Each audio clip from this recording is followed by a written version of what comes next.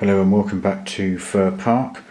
This is just a quick update, just to tell you about a couple of things and a couple of new additions.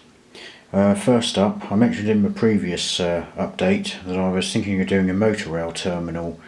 Now, having thought about it and looked at it, the way I had my Oxford Rail open motor rail wagon was all wrong, because whether it's motor rail open wagons or whether it's these converted GUVs, general utility wagons, the cars, they go in the ends of these open, and with the Oxford Rail open wagons, basically you have a bar at the end of each wagon, and that then opens and that can allow the ramp to be put on it. So I was going wrong there with my motor rail terminal, because I had them going up against the side of the platform. So when you think about it, cars trying to access at the side is just no good.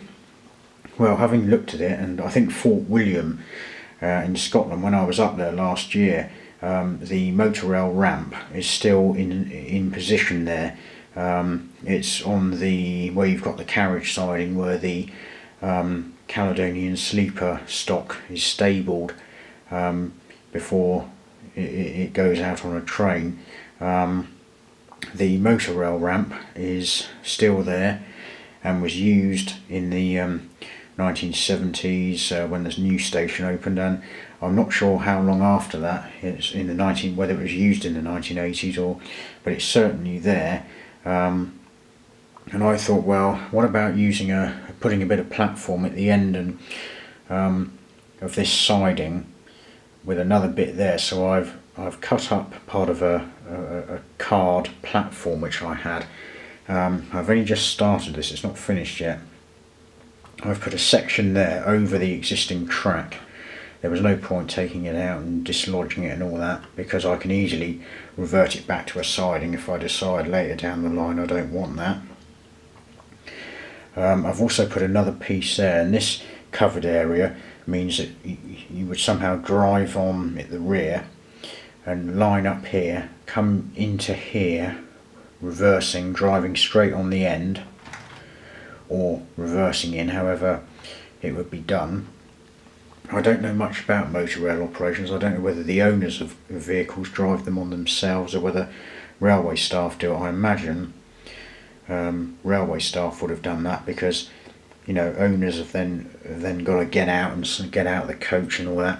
So however which way it's done, I've decided to do it a bit more prototypical, and cars come on the end there.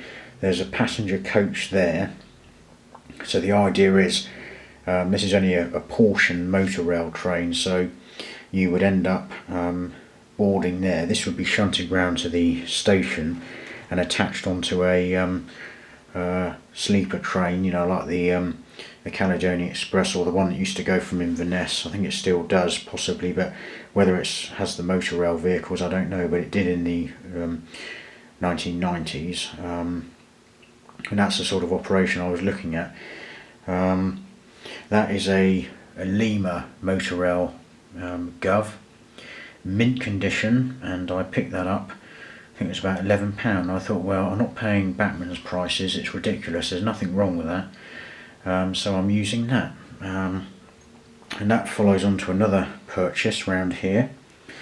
And I picked up some Bachmann OTA timber wagons. Now these are code reference 38-300A, OTA timber carrier wagon, rail freight with lumber load, weathered. And as you can see, that's what it looks like. Now you can take this load off, it does come off, and you're also given the pack with the sort of spikes to stick, the bars to stick on the, so you can have it as an empty wagon if you want. But I really like these. I've got some Hornby ones with no loads on them at all, and no Scottish layout is complete without these, especially the West Highland line, where a number of stations had timber traffic, and they're absolutely ideal. Brilliant these are. Realistic loads, bit pricey. I only bought 2 of them because I can stick them with my rail freight Speedlink service, and with the empty ones. So those are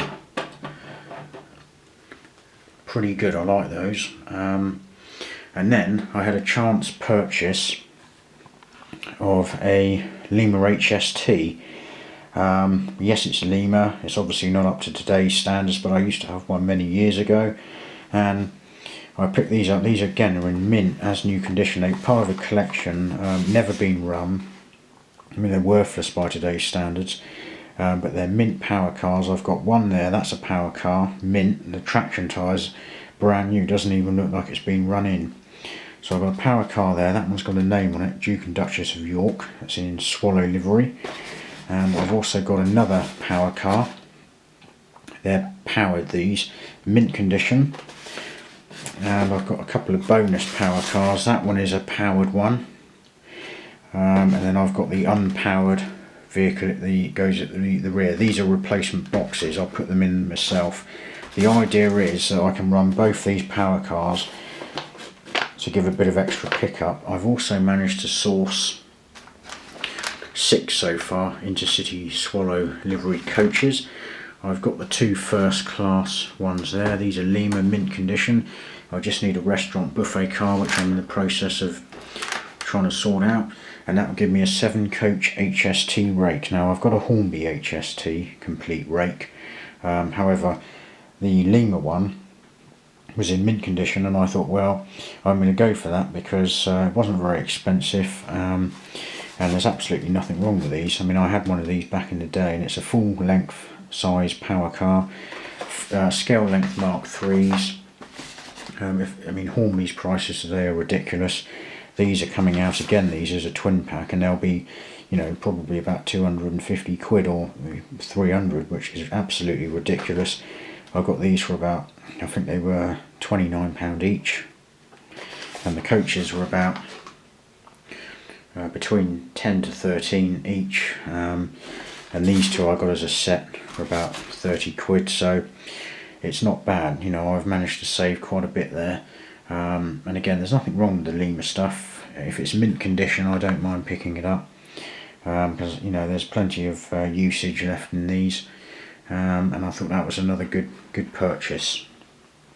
I haven't yet sourced a Mark IV buffet coach for the Intercity 225, so I'm looking for one of those. And scenically, I've only concentrated on the motor rail terminal at the moment. So that's it, just a quick update. Thanks again to everybody who has subscribed. I've now got 23 subscribers last time I checked, so thanks for that. And I've got to give a mention to Dean Park Station. I've just watched the February update, and again the scenic work is what I like on that video. The ballasting and the line side sort of scenery. You know, obviously my skills are more entry level to intermediate, but it's nice to watch other videos like that and pick up tips and see how it's done. And I'm thinking of experimenting with some static grass, give that a go as well. And there's another layout I like called, I think it's Hollybrook Junction. It's set in a shed, and it's original Hornby and Lima rolling stock and locos running around, sort of like a retro layout, but the layout is pretty good scenically, and I like that layout. It's you know, coming on nicely, and it's always good to pick up on a project that's starting in that. So that's a good channel to keep an eye on. So thanks for everyone for watching my videos, and see you in the next update.